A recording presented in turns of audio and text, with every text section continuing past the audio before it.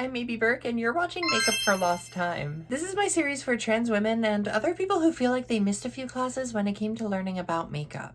And today we're gonna do a halo eye. I've gone through the basics of your makeup routine, and we dove a little bit into my relationship to makeup and different tactics to use. So now we can actually get into the nitty-gritty of different techniques. Now, a halo eye essentially consists of a darker eyeshadow on either side of each eye and a lighter color in the middle with a crease color making kind of like a halo over them. Now, as you see, I have pretty hooded eyes. When I relax my eyes fully, you can't really see my eyelids. And so for a look like this to work on me, I need to use some really, really small brushes. These two in particular are really gonna help me get fine detail. So I'm gonna work on my left eye here, and I'm gonna start in with a color that's not too deep, and I'm gonna tap that right into my outermost corner, and take that same color in the innermost corner. Now, what I've learned with my eye shape is that I don't like to bring that color all the way to that inner corner, like above the tear duct.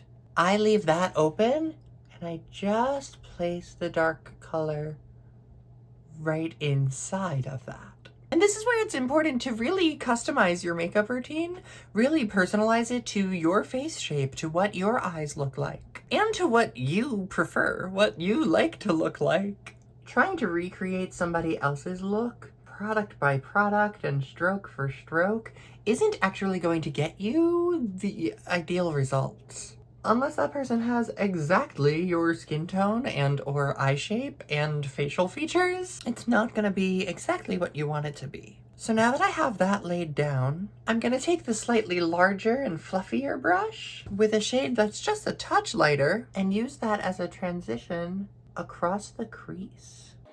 Basically just making like a little rainbow over those two colors I've used, and then blending up and out from there. And this all looks really similar right now because these two shades are really close to each other. But all I'm going to do is add contrast from here. So I'm actually going to take the same brush that I was using for the corners, and I'm going to go in an even deeper color and stamp in the middle of where I had laid that other pigment. And so you see that's much darker and has much more contrast to what's above it. I'm going to take that same color in the inner corner and keep it in a relatively stationary place, not blending out too far at all. And then I'll come back with that fluffier brush. I didn't add any more eyeshadow onto it. I'm just going to use that to do some soft blending around the edges of that darker pigment.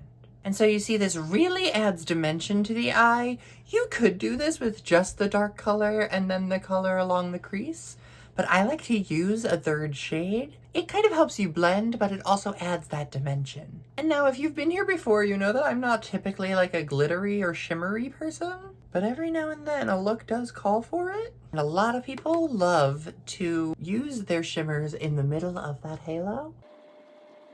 And it does really make the dimension pop to have the center of that eyelid come with a little sparkle. And now, of course, under the eye looks a little naked. So I'm going to take that blending color all along this bottom lash line. And then I'll take the deepest most color and press that in right across the outer third and the inner third. And this is really choose your own adventure. You could go across the whole way with the darkest color. You could add a little bit of that shimmer in on the bottom as well to match what's going on the upper lid. I tend to like it just like this. And then for myself, since I don't really put anything over that tear duct there, I do just like to take a light matte color, add something of a highlight right in there, so that doesn't just feel fully neglected, but there is some intention to it. And now I had mascara on when I started this because I already had my makeup on from earlier. But at this point you could add eyeliner, you could add some lashes. You can really wear this however you want to. This is like the basic technique, the basic shape of what you would do with this. You could also wing out the outer edge if you want it to be a little bit elongated. So long as there's something darker in the inner corner and the outer corner with a transition shade above it, that's the general flow of a halo. Now on the other side, we're gonna do the same thing, but with color. So I'm gonna try this with blues because I find them to be really fun. Again, I'll start with a medium shade on the outer corner. And you'll see already this looks much less natural. It's much more vibrant.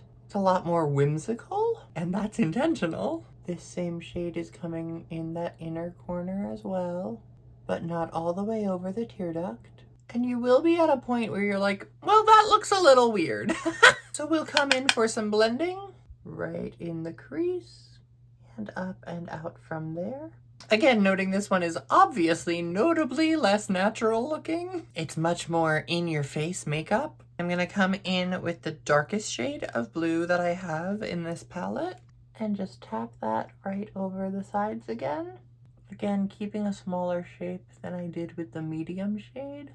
And once again, we blend. Now a look like this is not going to be everybody's cup of tea. Not everyone likes the big editorial kind of colorful looks. But if you want it, that's an option for you. Now on this eye, we added some shimmer in the center there. But on this side, I'm actually just going to take the lightest blue that I have that is also completely matte and tap that in the center. So you can see the difference of what just some color does versus different textures. And of course, always with a blend, making everything smooth and continuing this all under the eye as well. Using the same placement I did on the other side so that everything's a little cohesive. This one I'm actually gonna take the lightest color in the center again though, because that just feels like it called for it. Now with this one, I'm once again gonna come in with a highlight in the inner corner. This time with a stark white, since the blue is already quite popping. The white can actually match its intensity. Now, since blue is so stark, it's hard to blend blues and make them look like smoky and intentional. So I'll just come in with an empty brush and just go over the edges of everything to make sure it all blends out cohesively together. And again, here you could add liner, lashes, whatever. There you see two very different tones, two very different colors, but one technique, one shape. They're both a halo eye, whether you're going with neutrals, going for a more natural look, or if you're going with bold colors for a more editorial look. What you choose is up to you if you want to play around with both. One is a lot louder and in your face. One, I have referred to this as natural. It doesn't necessarily look natural. It's done with neutrals, which reads as far less makeup than a blue color on your eye would. But of course, with these two different colors, I feel completely unbalanced, so I'm gonna go wash this off. But let me know if you try this out, and stay tuned for more Makeup for Lost Time.